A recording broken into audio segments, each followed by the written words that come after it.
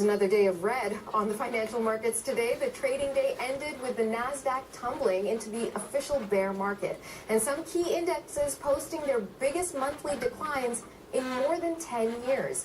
Jeannie LEE explains.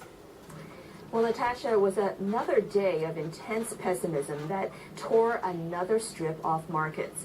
Worries about a global economic slowdown, rising interest rates, tenuous trade deals, and turmoil in the White House, as well as the potential of a U.S. government shutdown, have grown into one ball of anxiety, eating away at markets that just 3 or 4 months ago were hitting new high after new high. The TSX Composite, Canada's main index, has dropped 16% from its most recent peak less than 6 months ago. In the U.S., the blue-chip Dow Jones Index is flooded with red ink, down almost 17%. And the NASDAQ market, home of Facebook, Amazon, Netflix, and Google, has plunged the most by 22%. It closed today in a bear market, which is defined as a loss of 20% or more from its most recent high.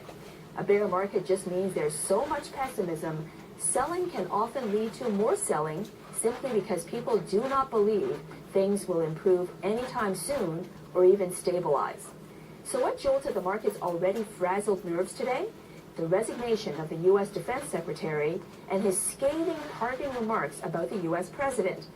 The White House trade advisor Peter Navarro telling a Japanese newspaper that it'll be hard to get a trade deal with China in the 90-day window. And the potential of that federal shutdown in the U.S., something that can slash growth, especially if it goes on for a long time. And at midday today, the U.S. president said again, a long shutdown is entirely possible.